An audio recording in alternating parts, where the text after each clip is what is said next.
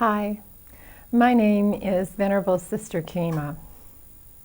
I am a seminary nun, Buddhist nun, and I am from the Buddhist American Forest tradition, which is located in the United States.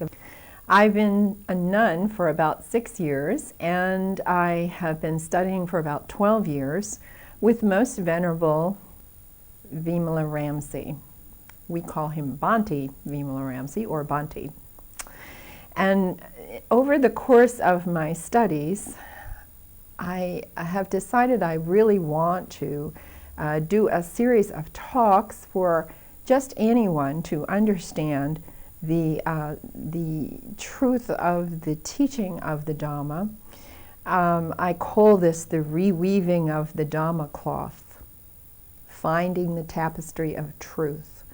The truth that we are trying to uncover is basically that which sets you free from suffering. I think we have to start probably by talking about the Buddha. We don't need to go back into the whole story, but the curiosity for me is that I always wondered as a Westerner, what did the Buddha do? How did he do it?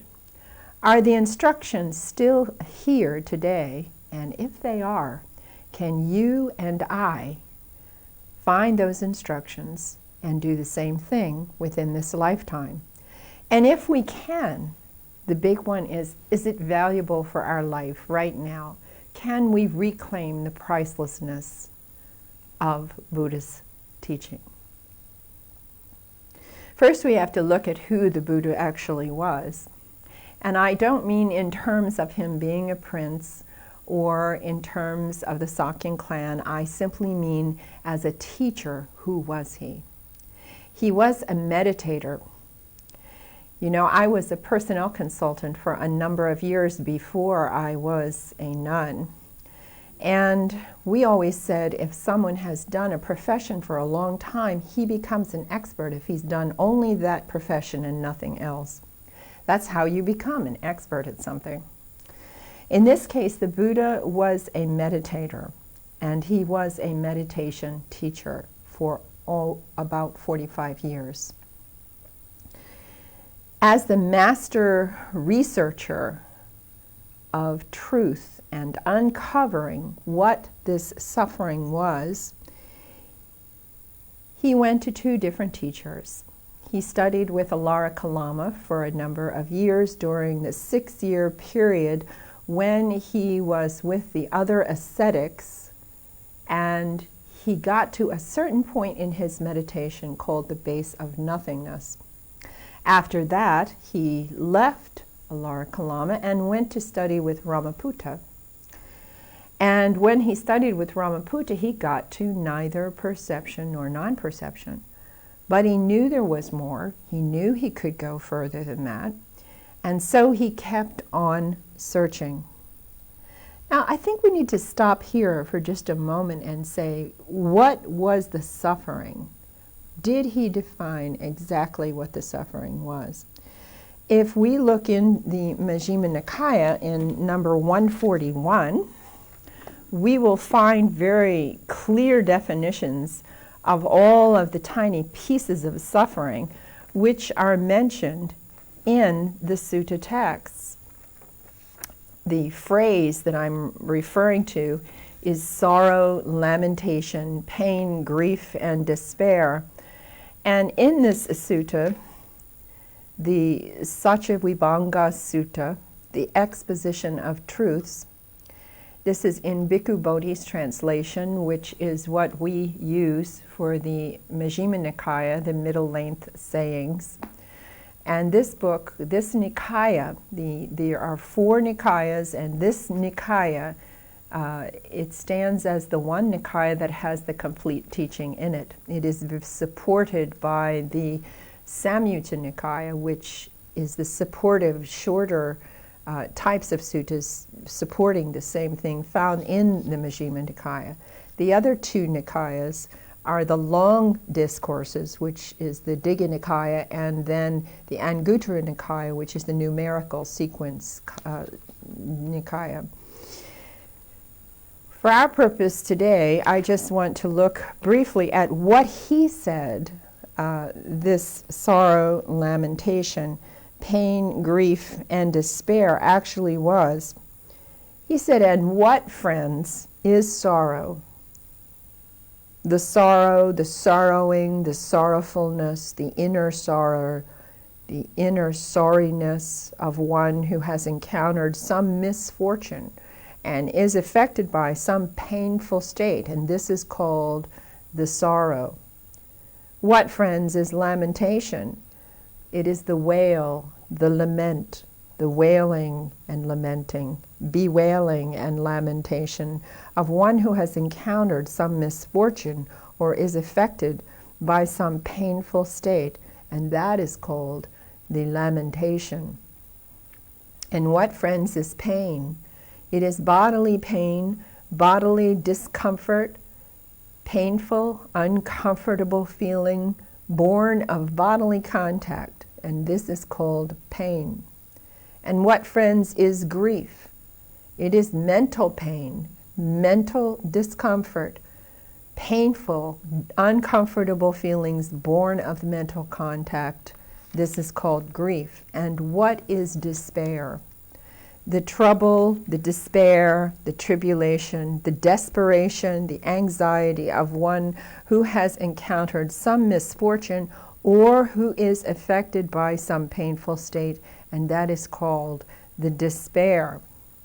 So what, friends, is not to obtain what one wants to obtain? That is called suffering. So this is when the suffering is basically, if we take it down to one tiny phrase or word, we can say it is dissatisfaction. That is what the suffering basically is. So the Buddha, actually, he made a journey to try to figure out if people could relieve themselves from suffering. There were many, many key groupings of information that had to do along the path to understanding the relief from suffering. There are the three characteristics of existence which are key in understanding this. Anicca is the word that means impermanence. We are dissatisfied by the fact that things cannot stay permanently the way we want them to be. The suffering we already spoke of. The last one is called anatta. Anicca, dukkha, anatta.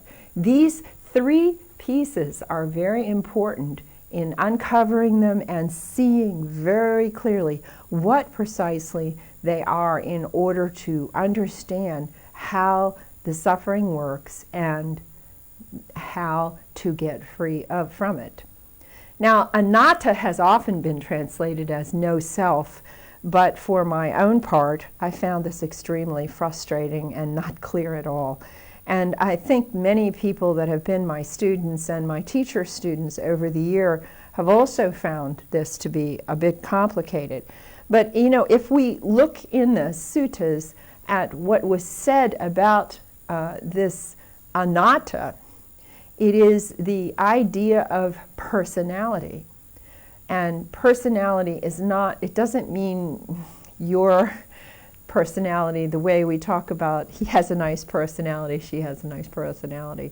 It's different from that. What it basically means is not the identity of the person in that way. It means that you identify with everything that happens to you.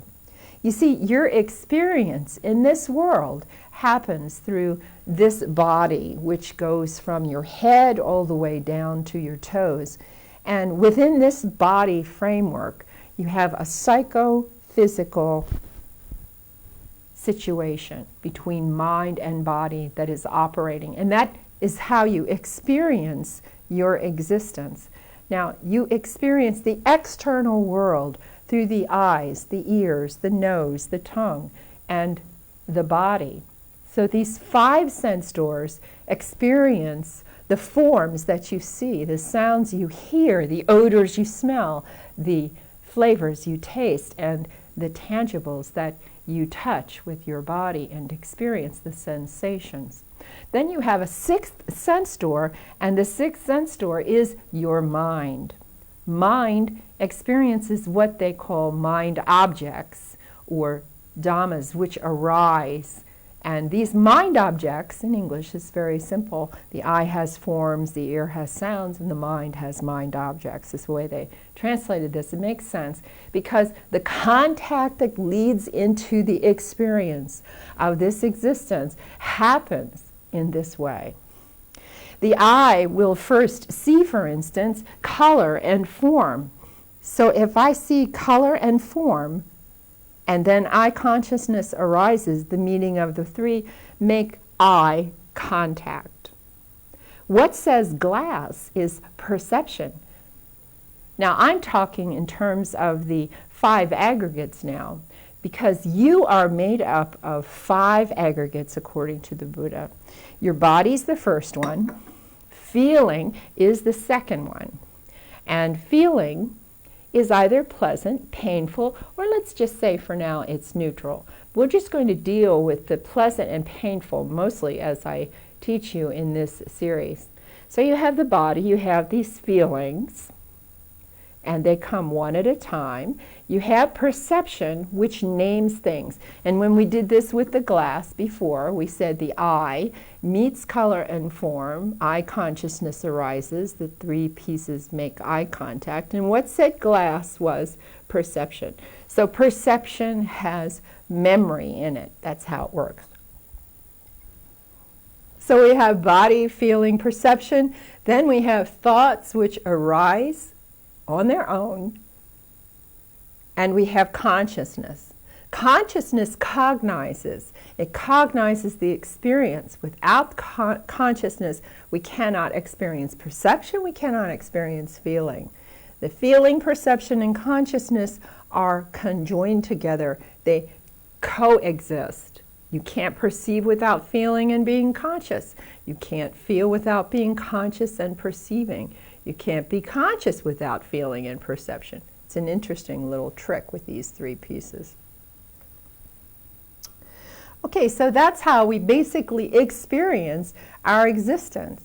And then we heard that the suffering is our dissatisfaction with what happens, with what goes on in our life. So how do we get tired out in a day? It's simple. What happens is I might, for instance, see something with my eye, making contact, and with contact as condition, feeling comes up, and let's say it's a painful feeling, and I don't like it. And then I want to make it stop, and I get preoccupied with trying to make that feeling stop. That's called craving. And as I begin to crave with, I don't like this, then I say, I don't like it because, and the story goes on in my mind about why I don't like what came up. And then I'm preoccupied, and I have moved away from the present moment. You see, in your life, you have the past, and then you have the present. I'm sorry, you have the past, and then you have the future. In the middle is the present. That's where we are.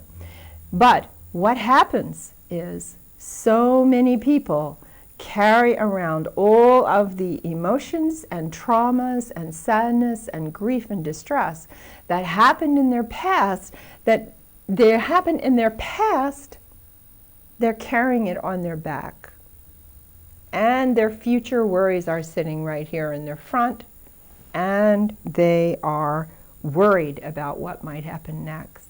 Because of the stress of getting upset over emotions that are from the past and worries about the future, we don't have much energy for right here, right now. And this is one of the reasons we get so exhausted, because we'll play this game of I like it, I don't like it, I like it, I don't like it. And this gets us internally upset and distressed, and we lose all our energy for living each day. But stop for just a minute and ask yourself, what is true about the past? The past is gone. It is not here. It is fixed in time. It cannot be changed. And the future, what's true about the future? Well, it is not here. We do not know what it is going to be. And the question is, do we want to put energy out to something that we don't understand what it's going to be? So why should we worry about it?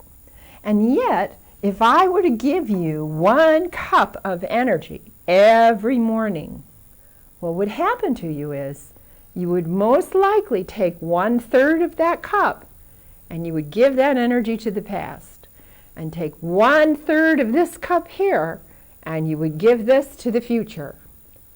And then you'd try to live your life on 1/3 of your energy and you would get very tired, I promise. So what we have to do is take off that backpack of the past and take off this front pack that you have on the front and just put it down on the floor. I give you permission for 1 week to just put it down on the floor and leave it there. Now you can take all of your energy and put it into this moment right here, right now, while we are talking, while you are doing a task, while you are spending time with the person you would like to spend time with. So this is what the Buddha was doing. He was actually trying to figure out ways similar to this, of letting go of stress in the wrong places and tension and tightness, letting go and coming back to the present moment and putting all our energy here in the present moment so that we could learn to think clearly. But there were still some problems, Now the Buddha said that we are the happy ones. And what did he mean by that?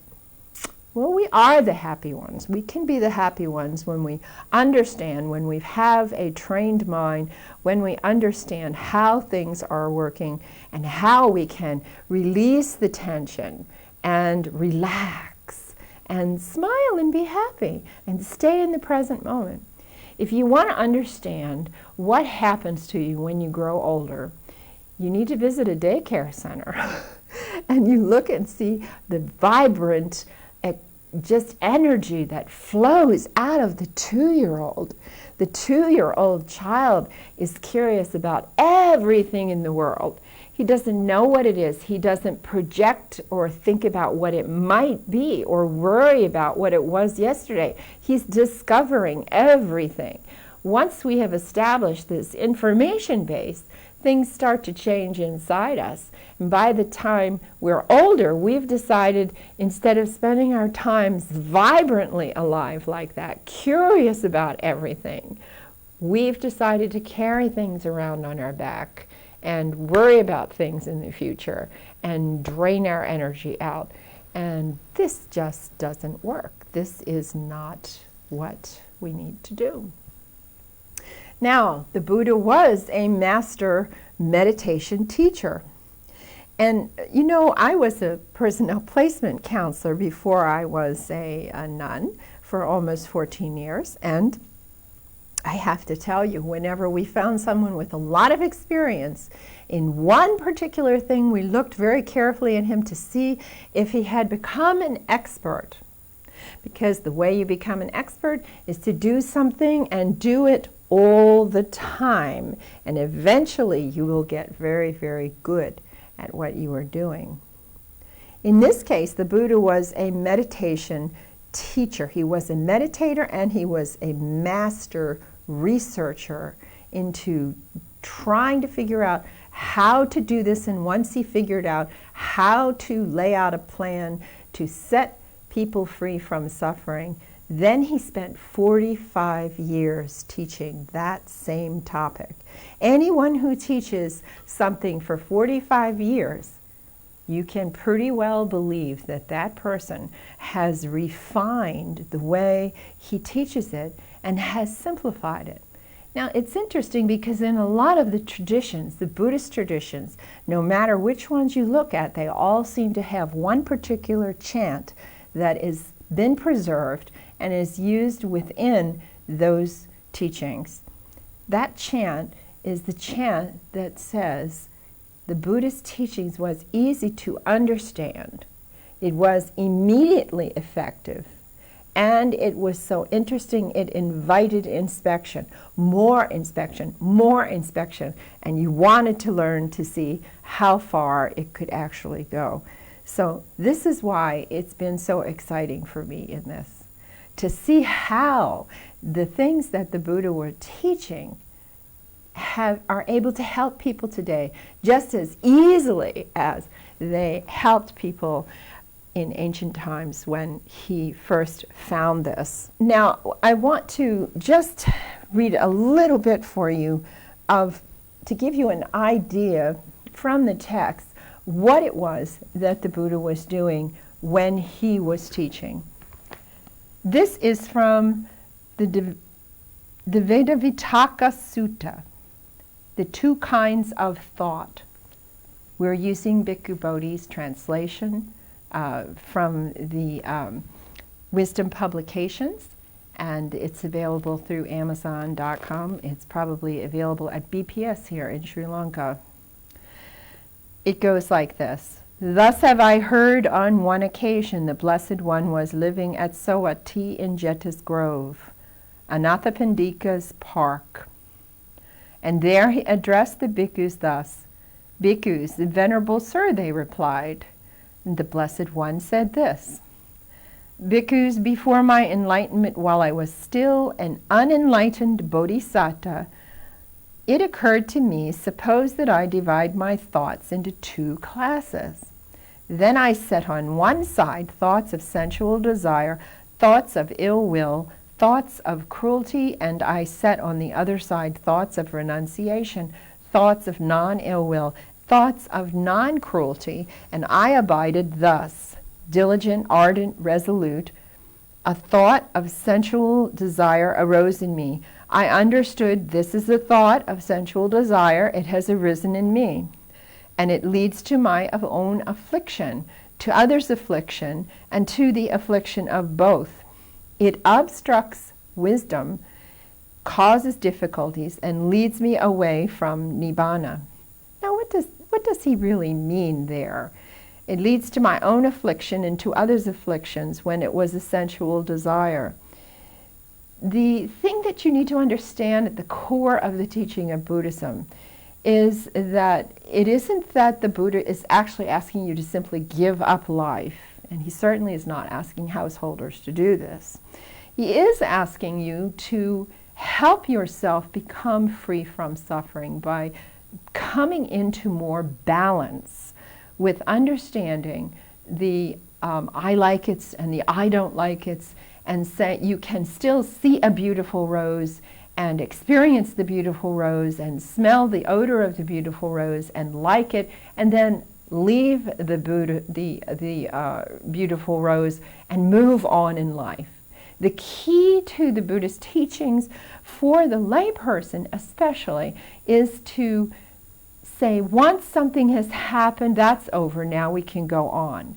We can go on with our full cup of energy. We can apply it in the present moment. We can do whatever is needed to be done.